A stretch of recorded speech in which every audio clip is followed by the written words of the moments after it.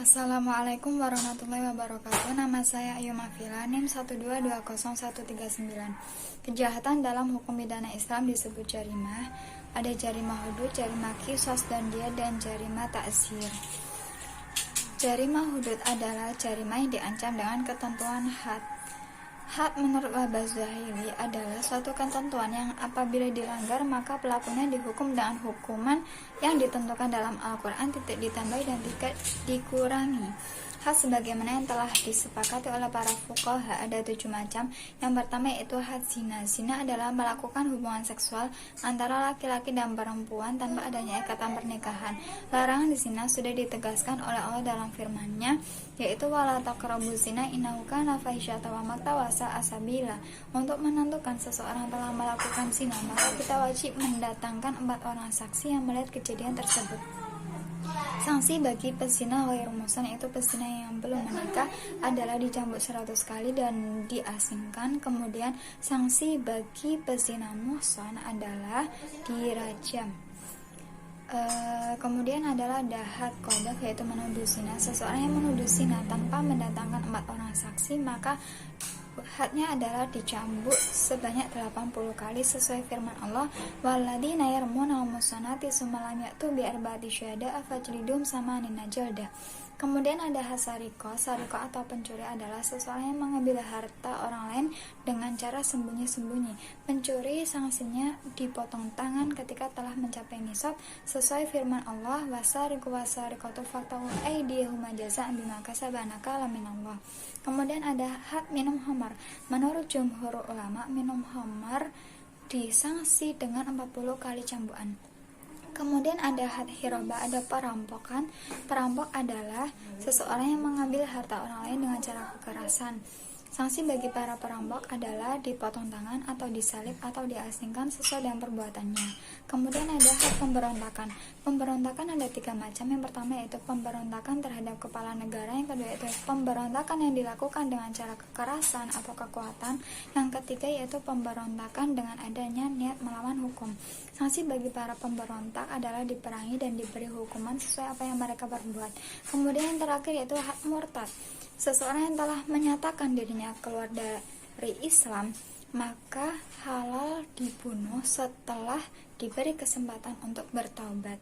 Hikmah dengan adanya hudud adalah membentengi kita dari hal-hal maksiat dan memberikan peringatan agar kita tidak terjerumus dalam perbuatan dosa tersebut.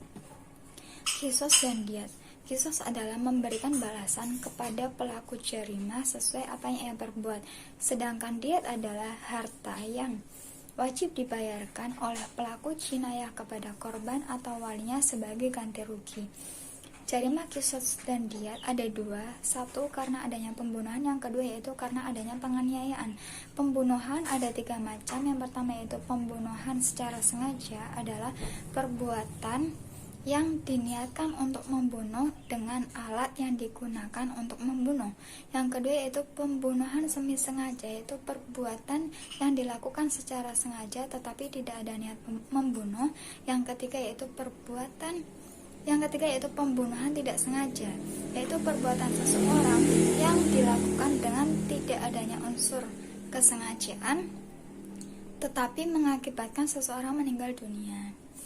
Nah, dari ketiga jenis pembunuhan tersebut, hanya sanksi hukuman qisas hanya berlaku bagi pembunuhan dengan cara unsur kesengajaan. Nah, yang kedua jenis yang lain yaitu pembunuhan yang semi sengaja dan pembunuhan tidak sengaja, itu sanksinya berupa hukuman diyat. Diyat ada 2 macam. Yang pertama yaitu diyat berat. Diyat berat adalah diyat yang diakibatkan karena melakukan jinayah yang sengaja dan semi sengaja berupa 100 ekor unta. Yang kedua yaitu diyat ringan. Diyat ringan adalah diyat akibat melakukan jinayah tanpa adanya unsur kesengajaan yang berupa 100 ekor unta juga, yang mana jenis ekor untanya berbeda dengan diyat yang berat. Seseorang yang memukul perut wanita hamil kemudian mengakibatkan janinnya itu meninggal dunia, maka ia harus membayar diyat berupa budak yang harganya 1/10 dari diet ibunya ketika janinnya berstatus merdeka.